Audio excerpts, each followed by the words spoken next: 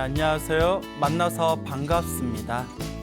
부처님의 염불정토법에 대해서 공부하는 시간 가져보도록 하겠습니다. 여러분, 교재, 염불 모든 것을 이루는 힘 28페이지 펼쳐보시기 바랍니다. 28페이지. 우리가 저번 시간에 27페이지까지 했었죠? 자, 28페이지 한번 펼쳐보겠습니다. 셋째로, 불태의 경지에 빨리 오르기를 발언하는 것이다. 불태의 경지. 불태는 물러남이 없는 경지, 후퇴가 없는 경지입니다. 우리 중생들은 어제는 수행이 잘 됐는데 오늘은 또 수행이 안 될 때가 있고, 오늘은 수행이 잘 됐는데 또 내일은 수행이 안 될 때가 있습니다. 그리고 10년 전에는 정말 불심이 지극하고 오로지 마음속에 수행에 대한 열정뿐이 없었는데 10년이 지나고 났더니 불심도 사라지고 공부하기도 싫고 수행하기도 싫고, 이렇게 우리 중생들의 마음은 오락가락해서 자기도 모르게 수행의 경지에서 후퇴하기도 합니다. 그래서 후퇴함이 없는 경지를 불퇴의 경지라고 부르게 됩니다. 불퇴의 경지에 빨리 오르기를 발언하는 것이다. 이 세계의 수행은 중생들이 살고 있는 사바세계를 뜻합니다. 이 사바세계의 수행은 진보하기 어렵고 물러나기가 쉽다. 모든 환경이 열악하여 도를 장애하는 인연은 많으나 도를 돕는 인연은 적다. 처음에는 열심히 하지만 나중에는 게을러지고 또는 가는 길을 바꾸고 방법을 바꾸게 된다. 비록 열심히 수행했지만 이루지 못하고 죽음을 맞이하여 내 생에서는 전생에 닦은 수행을 잊고 악업을 지어서 악도에 떨어지게 된다. 금방 말씀드렸지만 우리 중생들 마음은 오락가락합니다.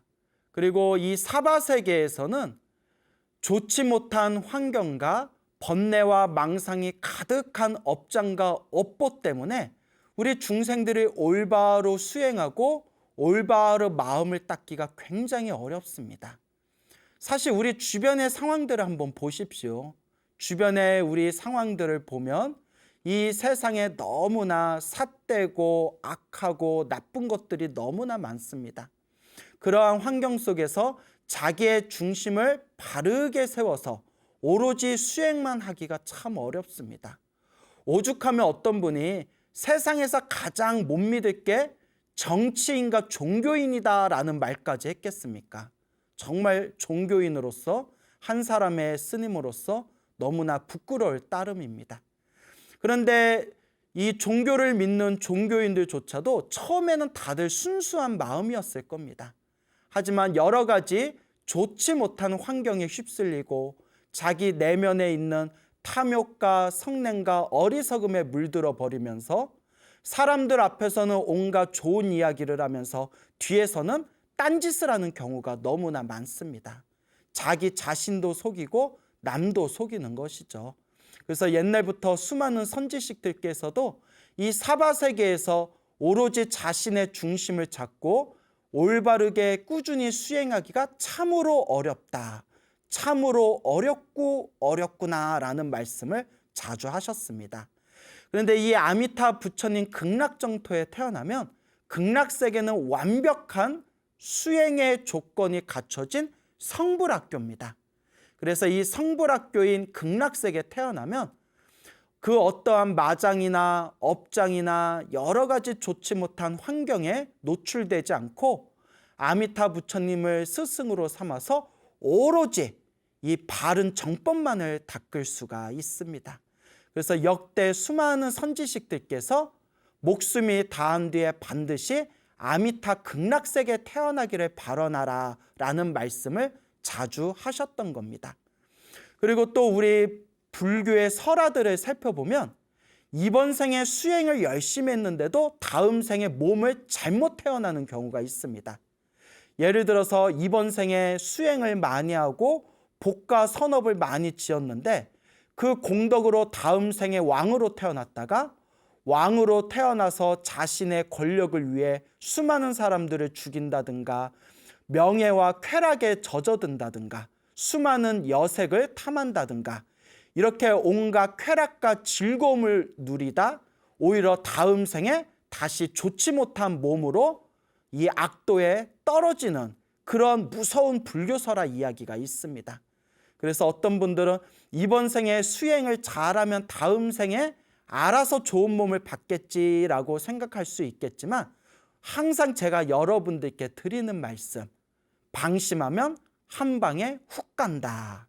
설사 이번 생에 복을 많이 지어서 다음 생에 좋은 몸을 받았다 하더라도 그 복에 취해서 그 복을 누리기만 하다가 오히려 복을 다 까먹고 그 다음 생에 나쁜 세상에 타락해서 떨어지는 경우가 불교 설화를 보면 자주 찾아볼 수 있다.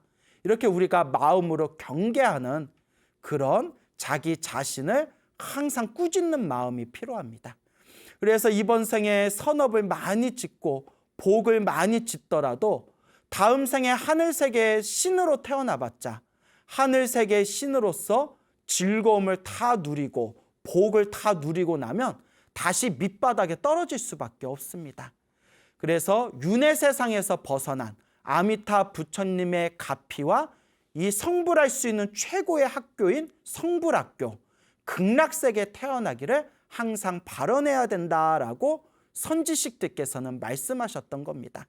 그러니까 우리 불자님들 중에서 정말 부처님 가르침이 좋고 정말 불교 공부하는 게 좋고 경전 공부하는 게 좋고 스님들 법문 듣는 게 좋고 수행하는 게 좋으신 분들은 다음 생에 쓸데없이 하늘세계 태어나거나 인간 세상 태어나지 마시고 최상의 성불학교인 아미타 극락세계에 태어나시기를 항상 발언하시길 바랍니다. 자, 다음 읽어보겠습니다. 이와 같아서 사바세계에서 수행하기가 매우 어렵다. 십신 위의 보살이 비록 큰 마음을 바라지만 진보하기도 하고 뒤로 물러나기도 하는 것이 마치 공중에 떠 있는 깃털이 바람 부는 대로 오르락 내리락 하는 것과 같다. 자, 여기에 생소한 표현 하나 나오죠? 십신위 밑줄 쫙 그어주세요. 십신위 밑줄 그어주시고 옆에 빈칸이나 노트에다 적어주십시오. 자, 우리 PD님이 아마 자막으로 넣어주실 거예요. 잘 적으시기 바랍니다. 십신이 옆에 자 십신이라고 적어주세요. 십신. 그 다음에 십주라고 적어주세요. 십주, 머무를 주. 그 다음에 십행이라고 적어주세요. 행할 행, 갈 행. 그래서 십행. 그 다음에 십회양이라고 적어주세요. 십회양. 그 다음에 십지라고 적어주세요. 십지, 십지. 모두 5번을 적으셨죠? 십신, 그 다음에 십주, 십행, 십회양, 그리고 마지막이 십지. 그러니까 10이라는 단어가 몇 번 나왔죠? 5번 나왔죠. 그래서 50단계입니다. 50단계. 십신, 십주, 십행, 십회양, 십지 순서로 50단계가 있습니다. 그래서 이 50단계를 단계 계단 오르듯이 잘 닦으면 십신, 십주, 십행, 십회양, 십지를 넘어서 등각이라고 합니다. 그래서 밑에다 적어주세요. 등각. 등이라는 것은 같을 등이란 뜻입니다.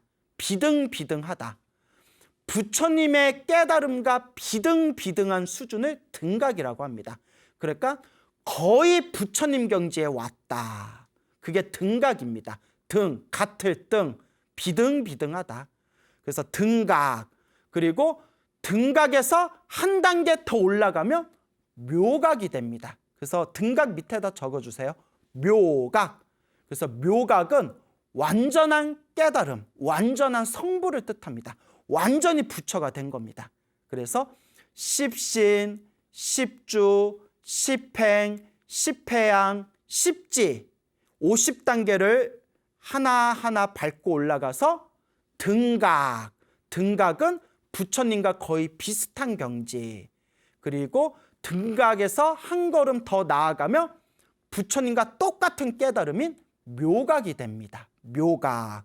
그래서 십신, 십주, 십행, 십회양, 십지 50에다가 등각, 묘각 두 개를 붙이면 몇 단계죠? 52단계죠. 그래서 이 52단계를 중생이 성불하는 52단계, 그래서 52위라고 부릅니다. 52위, 위치할 때 위자입니다. 52단계의 위치. 그래서 여기서 십신위라고 나오죠. 십신위는 중생이 부처가 되는 52단계 중에서 첫 번째 10단계, 10가지의 믿음을 뜻합니다. 10가지의 믿음. 근데 이런 걸 하나하나 설명하면 우리가 진도를 다 나아갈 수가 없습니다. 그래서 지금 말한 십신, 십주, 십행, 십회양, 십지, 등각, 묘각, 성불하는 52단계는 우리가 화엄사상을 공부하면 또 쉽게 접할 수가 있습니다. 화엄사상에서 아주 자세히 나옵니다. 그래서 중생이 부처가 되는, 중생이 성불하는 52단계 중에서 첫 번째 10단계, 그래서 10가지 믿음에 대해서 이야기하는 게 십신위입니다. 그래서 불법에 대한 믿음이 완벽하게 갖춰진 것을 십신위라고 부릅니다. 10가지 믿음의 위치, 부처님과 부처님 법에 대한 완전한 믿음이 세워진 것, 그래서 완전한 믿음의 경지, 그게 십신위입니다. 그래서 자세히 설명을 드리고 싶지만 우리가 진도를 나갈 수 없고, 또 여러분 이런 거 몰라도 극락세계 태어났는데 아무 문제 없습니다. 이거는 그냥 교리적인, 경전에 나와 있는 교리적인 내용일 뿐이고, 이런 교리적인 내용을 몰라도 오직 아미타 부처님 극락세계에 태어나고자 정성스럽게 염불하고 간절하게 염불하면 누구나 극락세계에 태어날 수 있습니다. 그러니까 모르는 내용은 그냥 좀 넘어가셔도 아무 문제 없습니다. 그래서 십신위의 보살, 부처님 법에 대한 완전한 믿음이 세워진 십신위의 보살의 경지에 이르렀다 하더라도, 비록 큰 마음을 발했다 하더라도 진보하기도 하고, 그러니까 수행이 더 잘 되기도 하고, 뒤로 물러나기도 하고, 수행하다가 뒤로 후퇴하기도 하고, 그것이 마치 공중에 떠있는 깃털이 바람 부는 대로 오르락 내리락 오르락 내리락 하는 것과 같다. 그러니까 불법에 대한 완전한 믿음을 갖춘 10가지 믿음의 경지에 이르렀다 하더라도 우리 중생들의 번뇌와 망상과 업장이 두껍기 때문에 우리의 수행이 한결같이 나아가지 못하고 오르락 내리락 한다, 이런 의미가 되는 겁니다. 그러니까 여러분, 원래 수행이 어려워요. 절대 수행이 쉬운 게 아닙니다. 어제는 잘 됐는데 오늘은 잘 안 되고, 오늘은 잘 됐는데 내일 또 수행이 잘 안 되고, 이렇게 수행이라는 것은 참으로 어렵습니다. 그래서 간혹 사람들 중에 수행은 본래 쉽습니다, 수행은 쉽습니다, 여러분은 다 원래 부처입니다, 억지로 수행할 필요 없습니다, 일부러 애써서 수행할 필요 없습니다, 이런 말씀을 하시는 분들이 계세요. 이론적으로는 틀린 말이 아니에요, 여러분. 이론적으로는 틀린 말이 아닌데, 부처님 경전의 입장에서 혹은 염불정토의 입장에서 바라봤을 때 탐욕과 성냄과 어리석음이 사라지지 않은 상태에서 그런 말을 하는 것은, 그것은 허망한 말이다. 내 탐욕도 없애지 못하고, 내 성냄도 없애지 못하고, 내 어리석음도 없애지 못하고, 탐욕과 성냄과 어리석음이 소멸되지 않은 상태에서 여러분 애쓸 필요 없습니다, 억지로 수행할 필요 없습니다, 여러분들은 원래 부처입니다, 이런 말은 굉장히 위험스러운 말이 될 수가 있습니다. 여러분, 이치로는 맞습니다. 이치로는 맞는데 실제로 수행은 그렇지가 않습니다. 그것은 마치 도둑놈이 몰래 남의 물건을 훔쳐놓고 저는 죄가 없습니다 라고 하는 것 같아요. 그래서 사람들이 너는 왜 죄가 없냐 하니까 도둑질을 했건 안 했건 내 마음은 본래 깨끗하기 때문입니다. 그럼 이게 말이 됩니까? 안 됩니까? 남의 물건 훔쳐놓고 나는 본래 마음이 깨끗한 존재이기 때문에 본래 죄가 없습니다. 이건 말장난입니다, 여러분. 그러면 그 도둑놈을 막 두들겨 패세요. 그 도둑놈이 사람 죽인다, 사람 죽인다. 아니 왜 이렇게 나를 때리십니까? 라고 하면 이렇게 얘기하면 되겠네요. 내가 너를 때리지만 본래 나는 마음이 깨끗하다. 본래 나는 마음이 깨끗할 뿐 때리는 거는 때리는 거고 내 마음은 원래 깨끗해서 나는 죄가 없다. 그러니까 너는 맞아 죽어도 된다. 이게 말이 됩니까? 다 말장난입니다. 탐욕과 성냄과 어리석음이 사라지지 않은 상태에서 나는 본래 깨달은 존재다. 나는 본래 부처다. 우리는 원래 깨달은 존재니까 억지로 수행할 필요 없다. 그래서 이건 제 얘기가 아니라 옛날 큰 스님들께서도 깨닫지 못한 사람들에게 이런 말을 함부로 하면 오히려 마구니의 구업을 짓는다. 이런 말씀을 하셨습니다. 적어도 내가 탐욕과 성냄과 어리석음이 다 소멸하고 십신, 십주, 십행, 십회양, 십지, 등각, 묘각 52단계로 훌쩍 넘어서 완전히 마음의 모든 번뇌와 망상이 사라져서 깨달은 분이라면 그런 말 할 자격 됩니다. 근데 그런 경지에 이른 분이 이 시대에 몇이나 되겠습니까? 정말 수행은 준엄합니다. 수행은 아주 세밀하고 치밀하게 해야 됩니다. 내 마음에 탐진치 삼독이 그대로 남아있는데 사람들한테는 억지로 수행할 필요 없습니다. 우리는 본래 깨끗한 존재입니다. 여러분, 항상 우리가 이 수행 앞에서 겸손해야 된다라는 것을 꼭 명심하시길 바랍니다. 제가 많은 분들에게 이제 이 수행에 대해서 오해하고 계시는 분들이 있는 것 같아서 우려하는 마음으로 드리는 말씀이었습니다. 그래서 여기에 선지식 말씀이 십신위라는 경지에 이른 보살조차도 수행이 되었다 안 되었다, 수행이 되었다 안 되었다, 공중의 깃털이 오르락 내리락 하는 것과 같아서 이렇게 이 수행의 깊은 경지에 이른 보살이라 하더라도 불태전의 경지에 이르지 못하며 후퇴함이 없는 깊은 경지에 이르지 못하며 항상 자기의 수행을 더욱 조심히 세밀하게 닦아야 된다라고 말씀하고 있는 거 아니겠습니까? 여러분, 수행을 절대 우습게 보지 마십시오. 만약에 수행이 쉬운 거라면 석가모니 부처님께서 보리수 나무 아래에서 온몸이 깡 말라가지고 6년 동안 고행을 하면서 그렇게 수행을 하셨겠습니까? 그렇기 때문에 여러분, 이 수행은 항상 우리가 수행 앞에서는 겸손해야 된다라는 것을 명심하시길 바랍니다. 보살이 1만겁 동안 수행하여야 신심이 만족하고 성근이 성숙하여 비로소 초주에 올라 불태의 지위를 얻게 된다. 자, 보살이 1만겁 동안 수행해서 신심, 믿는 마음이 만족하고 그리고 성근, 착한 뿌리가 성숙해야 비로소 어느 경지에 이르게 된다? 초주, 초주에 밑줄 그어주시고요. 아까 여러분 십신, 십주, 십행, 십회양, 십지 옆에다 적으라고 했죠? 자, 초주는 십신 다음에 뭐죠? 십주죠. 십주. 10가지 주의 상태, 10가지 머무름의 상태. 10가지 주 중에서 첫 번째 1단계 주를 초주라고 부릅니다. 초주. 옛날 사람들은 한문을 쓸 때 1, 2, 3, 4, 5, 6, 7, 8, 9, 10 쓸 때 1을 첫 번째다 해서 처음 초라고 썼어요. 처음 초. 그래서 우리가 뭐 일지보살이라고 표현을 안 하고 한문에서는 1을 처음 초라고 썼기 때문에 초지보살 이렇게 쓴 거고요. 또 십주보살도 1주보살, 2주보살, 3주보살 이렇게 쓴 게 아니라 1을 처음 초 해서 초주보살, 초주라고 쓴 거예요. 그래서 좀 복잡하죠? 옛날 한문식 표현이에요. 그래서 십심 다음에 십주의 경지에 들어가는 것을 초주에 올랐다라고 표현한 거예요. 십신, 10가지 믿음의 경지를 채우고 나서 십신 다음에 십주라고 했잖아요. 십주의 경지에 들어가는 1단계를 초주라고 부른다.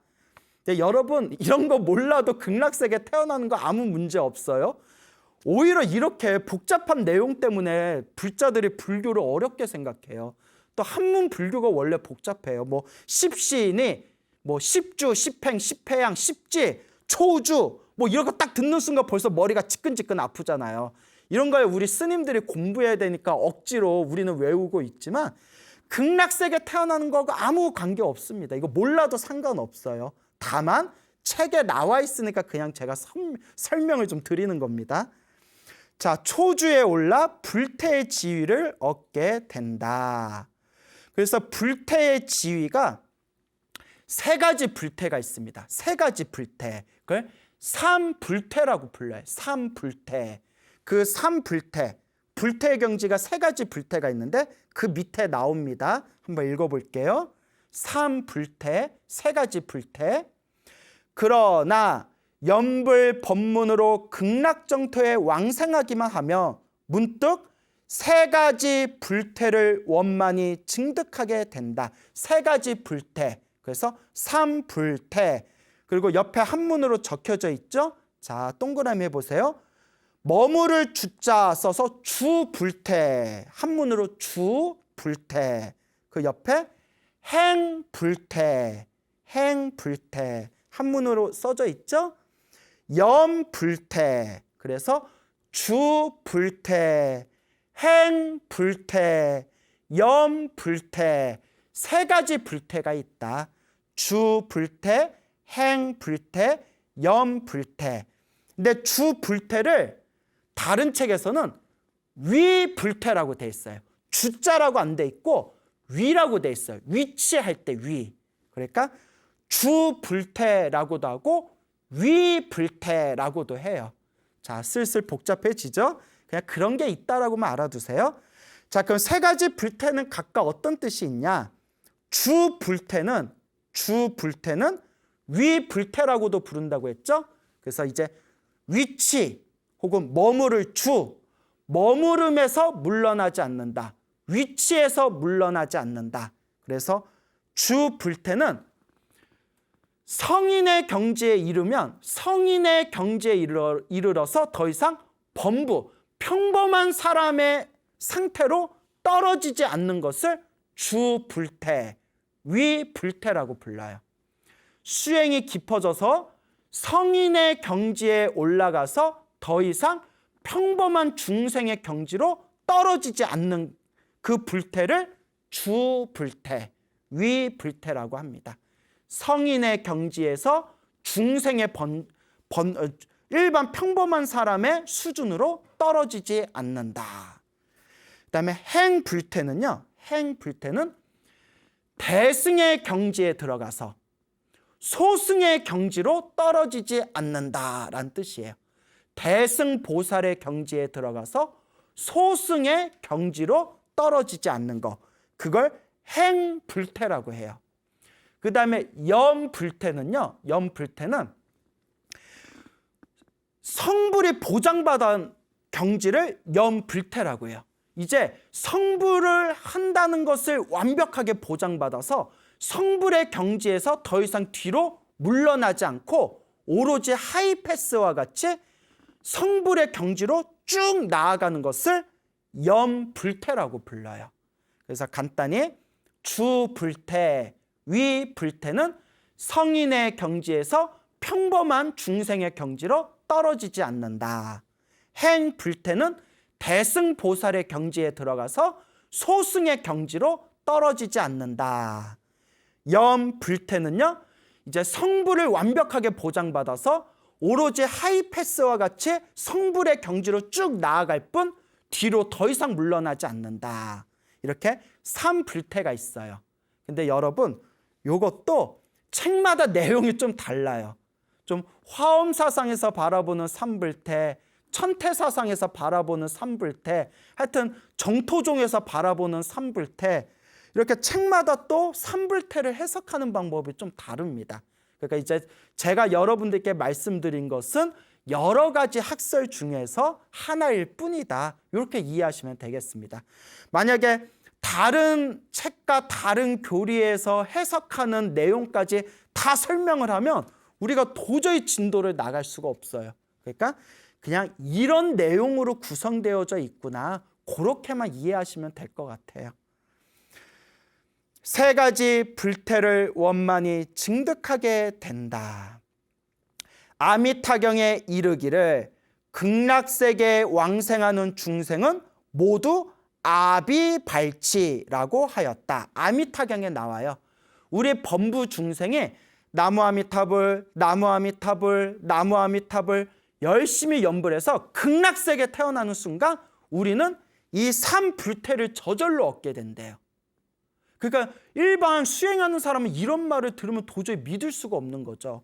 이런 삼불태의 경지에 들어가려면 어마어마하게 수많은 시간 동안 윤회를 하면서 닦아야 되는데, 아미타경이나 무량수경 같은 경전에서 중생들아, 나무 아미타불 연불 열심히 해서 극락세계 성불학교에만 태어나면 삼불태를 저절로 얻게 될 것이다 라고 말하면 누가 믿겠어요.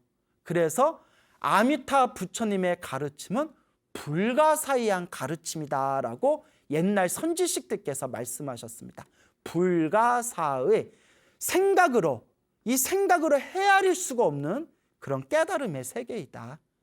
자, 그래서 아미타불 극락세계에 태어나는 것은 이 믿음이 중요합니다.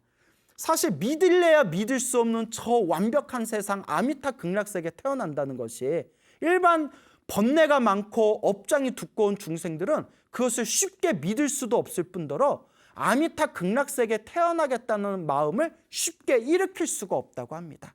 그래서 만약 여러분들이 이 방송을 보시면서 아미타 극락세계 너무 좋다, 나도 아미타 극락세계 성불학교에 태어나고 싶다라는 마음으로 연불하시는 분들이 있다면 정말 전생에서부터 착한 뿌리를 많이 심으신 분들이고 정말 전생에서부터 불법을 많이 닦으신 분들이다. 저는 그렇게 자신 있게 말씀드리고 싶습니다. 참고로 제 얘기가 아니라 역대 큰 선지식들께서 하신 말씀입니다. 극락세계에 왕생하는 중생은 모두 아비발치, 불태전의 경지에 오르게 된다. 그러므로 반드시 정토왕생을 구하여 불태의 지위에 오를 것을 간절히 발언해야 된다. 이렇게 좋은 세상이 있고 아미타 극락세계에만 태어나면 이런 세 가지 불태의 경지에 이를 수 있고, 세 가지 불태의 경지, 절대 후퇴하지 않는 아비발치의 경지에 이를 수가 있는데, 이 좋은 세상을 놔두고 도대체 어딜 가겠다는 거냐. 인간 세상 태어나봤자 또 지지고 볶고 싸워야 되고, 천상세계에 태어나봤자 복이다면 또 뚝 떨어져야 되는데 극락세계에 두고 어디를 갈 것이냐. 그러니 극락세계에 태어나기를 간절하게 발언하고 간절하게 발언해라 라는 말씀이 되겠습니다.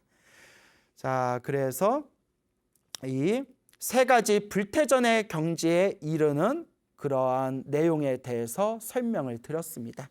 그래서 이 부분에 대해서 화엄 사상이나 천태 사상이나 다른 그런 중국 불교, 종파 불교에서 책마다 해석하는 방법이 좀 달라요. 그래서 여러분, 불교 교리는 원래 어렵습니다. 불교 교리가 쉽다라고 말하는 분은 둘 중에 하나입니다. 엄청난 천재이거나 그냥 공부를 열심히 안 한 사람들입니다. 왜냐? 인도 불교의 역사만 보더라도 부파불교, 설일체 유부학파의 가르침, 경량부의 가르침, 또 부파불교 이후에 펼쳐진 대승불교 양대산맥인 중간학파, 그리고 유식학파, 중간학파에서도 귀륜농증학파, 자린농증학파, 유식학파에서도 무상유식학파, 유상유식학파, 나중에는 무슨 육아행 중간학파, 경량부 육아행파, 이런 식의 수많은 종파불교마다 여러 가지 학설을 세밀하게 내세우고, 나중에 또 인도 후기 불교에 가면 밀교 사상이 나오는데 밀교 사상도 굉장히 복잡합니다. 그 이런 인도 불교가 중국 불교에 넘어오면 중국 불교에서도 이른바 13종파라는 게 펼쳐져서 저마다 큰 스님들마다 각자 자기들이 의지하는 경전 따라서 서로 다르게 부처님의 가르침을 해석합니다. 그리고 중국 불교의 영향을 받은 한국 불교에 넘어오면 의상 스님의 화엄 사상, 원효 사상, 그리고 통일신라 시대 이후에 고려 시대 펼쳐진 구산선문의 사상, 보조국사 진울 사상, 조선 시대 오면 또 서상 대사의 성가귀감이라든가 선교결 같은 참선 사상, 이런 식으로 공부하다 보면 똑같은 부처님의 가르침인데 저마다 해석하는 방법이 다 다릅니다. 그래서 불교 교리는 복잡합니다. 그러니까 선종이 편해요. 왜 선종이 편하느냐? 결국 팔만대장경을 한 글자로 만들면 마음이다, 마음심자다 하고 퉁치면 되거든요. 그래서 선종이 시원해요. 그러니까 복잡하게 인도 불교의 가르침, 중국 불교 가르침, 한국 불교 가르침 이런 거 따질 필요 없이 팔만대장경 모든 말씀을 한 글자로 모아놓으면 마음심자이다. 마음만 깨치면 그 자리가 부처이다. 얼마나 편하고 쉬워요. 선종은 그렇게 편하고 쉽지만 불교 교리를 깊이 들어가면 굉장히 복잡합니다, 여러분. 그래서 우리 불자들이 불교 공부를 하면서 느끼는 그런 난감한 상황 중에 하나가 스님, 배우면 배울수록 어려워요 라는 말씀을 하더라고요. 그래서 극락세계에 태어나는 게 장땡이에요. 왜냐? 극락세계에 태어나는 순간 아미타 부처님 성불학교에서 완벽한 조건 속에서 아미타 부처님을 과외 선생으로 모시고 부처님과 관세음보살, 대세지보살님을 선생님으로 모셔서 쪽집게 교육을 받을 수가 있습니다. 제 얘기가 아니라 무량수경에 다 나오는 내용입니다. 그래서 정말 불교 공부하기 좋아하시고 정말 부처님 가르침 공부하기 좋아하시는 분들은 어디 지구에 있는 다른 나라 유학 갈 필요가 없어요. 어디에 태어나는 게 장땡이다? 아미타 부처님 극락세계 성불학교에 태어나는 게 불교 공부하는 가장 좋은 방법이다 라고 명심하시면서 항상 다음 생에는 엉뚱한 곳에 태어나지 마시고 아미타 극락세계 성불학교에 태어나기를 항상 발언하시기 바랍니다.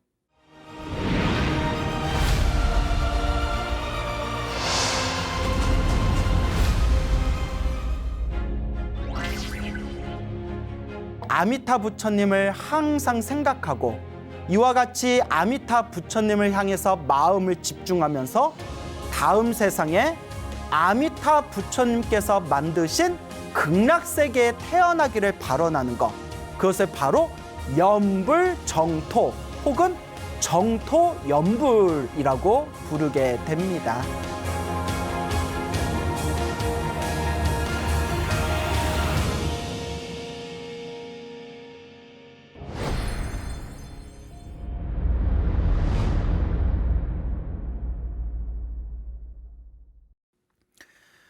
(29페이지) 읽어보겠습니다. 넷째로 아미타불을 친견하기를 발언해야 한다. 부처님이 세상에 나오시는 것을 만나기는 매우 어렵다. 마치 우담바라 꽃이 3000년에 한 번씩 피는 것과 같다. 옛사람이 이르기를 부처님이 세상에 계실 때는 내가 악도에 빠져 있고 내가 사람 몸을 얻으면 부처님은 멸도하신다. 이 몸이 업장이 많아 열애에 금빛 나는 몸을 보지 못하는 것을 참회한다라고 하였다. 옛사람들이 부처님이 세상을 떠나시고 난 뒤에 애절하게 부처님을 향해서 참회를 하는 겁니다. 뭐라고 참회를 하냐? 부처님이 살아계실 때는 부처님 계셨던 그 시대에 태어나지 못하고 엉뚱한 곳에 있다가 내가 이제야 부처님 법을 만나서 이제야 부처님 가르침을 닦게 되었는데 부처님이 가신 지 이미 오래되었구나.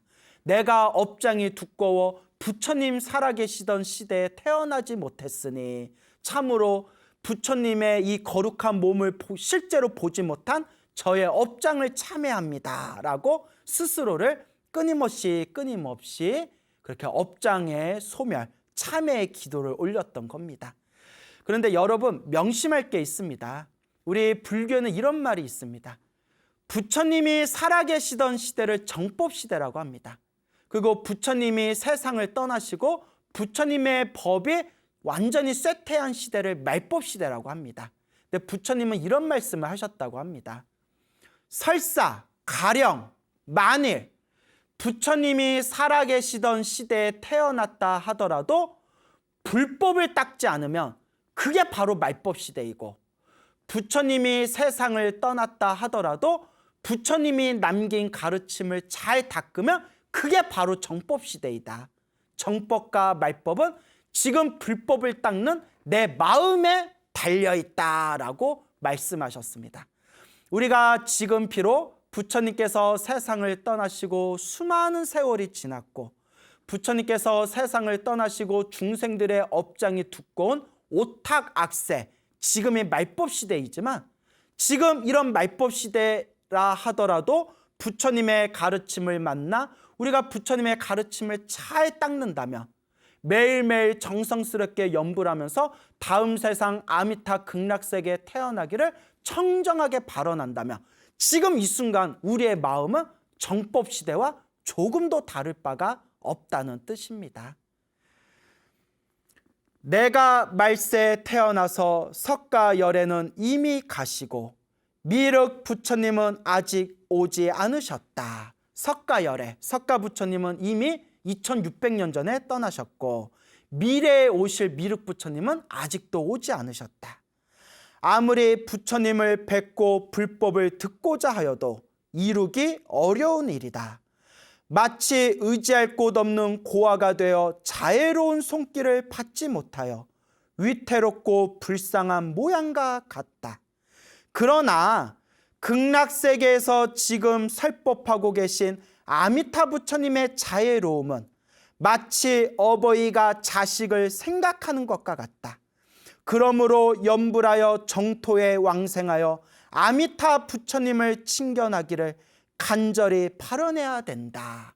석가모니 부처님께서 세상을 떠나셨고 미륵 부처님이 오시려면 아직도 멀었다. 그러니 지금 의지할 곳 없는 중생들이여, 슬퍼하지 말고 한탄하지 말고 저 서방 극락정토의 아미타 부처님이 지금 설법하면서 중생을 제도하고 있으니 열심히 염불해서 간절히 극락세계 성불학교 태어나기를 발언해야 된다라는 그런 간곡한 말씀입니다. 여러분, 제가 요새 인터넷을 보니까 미륵 부처님이 세상에 나오셨대요. 미륵 부처님이 세상에 나오셨고 자기가 미륵이라고 그렇게 이야기하시는 분들이 인터넷에 이렇게 있더라고요. 여러분, 이거 다 뻥입니다. 절대 그런 거 섞지 마세요. 부처님 미륵경에 보면 미륵 부처님은 56억 7천만 년 후에 나투신다. 56억 7천만 년 후에 이 세상의 용화세계로서 나타나신다라고 경전에 나옵니다. 또 남방 쪽, 저쪽 남방 경전에 보면 56억 7천만 년이라고 안 돼 있고 5억 7,600만 년인가? 그렇게 이제 또 표기가 돼 있는데, 그거는 이제 표기하면서 이제 좀 남방하고 북방하고 좀 바뀐 것 같아요. 근데 중요한 거는 지금은 미륵 부처님이 태어난 시대가 아닙니다. 그래서 옛날에 사람들을 현혹시킬 때 내가 미륵이야 하면서 자기가 미륵이라고 해가지고 사람들을 현혹시키던 그런 시대가 있었어요. 그래서 그 우리 삼국시대에도 궁예라고 있었지 않습니까? 궁예가 나는 미륵이야 하면서 관심법 해가지고 그 옛날 드라마에도 나왔잖아요. 여러분, 이런 거에 절대 속으면 안 됩니다. 미륵 부처님은 우리 북방 한문경전 미륵경에 보면 56억 7천만 년 후에 나타나서요. 56억 7천만 년이면 몇 년 남았나요? 예, 이제 조금만 기다리면 되겠죠? 적어도 지금은 아닙니다. 예, 제가 갑자기 좀 웃음이 나왔네요. 설령 몇 겁이 지난다 하여도 이 발언을 바꾸지 않으며, 그러니까 수많은 시간이 흐른다 하더라도 아미타 극락세계에 태어나기를 바라는 그 간절한 발언을 절대 바꾸지 말라라는 뜻이겠죠. 임종할 때, 목숨이 다할 때 하늘세계 신인 제석천이 나를 도리천에 태어나게 하거나, 대범천왕, 하늘세계 신인 대범천왕이 나를 초선천이라는 하늘세상에 태어나게 한다고 할지라도 결코 그리로 가지 않을 것이다. 아무리 쾌락과 즐거움과 행복이 가득한 청상세계로 나를 데려간다 하더라도 나는 결코 따라가지 않겠다. 왜냐? 천상세계도 윤회에서 벗어나지 못한 세상이다. 오직 아미타 극락세계에 태어나기를 발언할 뿐이다. 하물며 다른 곳은 말할 것도 없다. 하늘세계, 천상세계도 내가 태어나기를 바라지 않는데 이 육도 윤회 중에서 다른 곳은 쳐다볼 필요도 없다. 또한 서방 극락정토에 왕생하기를 발언할 뿐만 아니라 금대를 타고 삼풍상생에 나기를 발언해야 한다. 빨리 부처님을 칭견하고 무생법인을 증득할 것을 서원해야 한다. 금대를 타고 삼풍상생 나기를 발언해야 된다. 금대는 우리가 극락세계에 태어날 때 연꽃에 태어난대요. 연꽃에 태어나는데 연꽃에 태어나는 그 자리를 연화대라고 불러요. 연화대.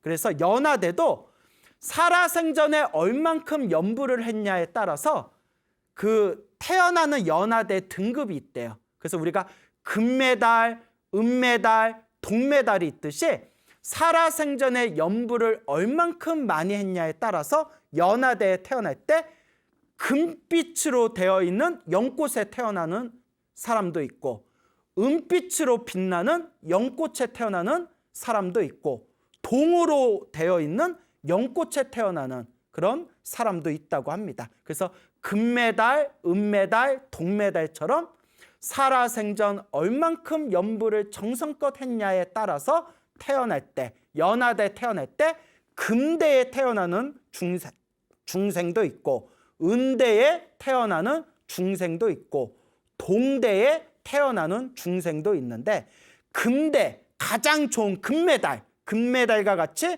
금대에 태어나는 가장 좋은 등급이 상풍상생이다. 그래서 우리는 열심히 연부를 간절하게 정성스럽게 해서 상풍상생, 이 금빛 연꽃에 태어나기를 발언해야 된다라는 그런 내용이 되겠습니다. 자, 시간이 어느덧 다 되었네요. 오늘 배운 부분 또 집에서 잘 복습해 이렇게 천천히 살펴보시기 바라고요. 다음 시간에 다시 뵙도록 하겠습니다. 여러분 성불하십시오.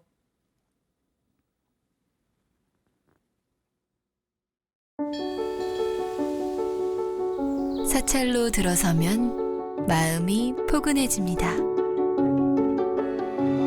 힘들었던 기억은 내려놓고 나를 찾는 시간을 가져봅니다. 나를 위한 행복 여행 템플스테이로 당신을 초대합니다.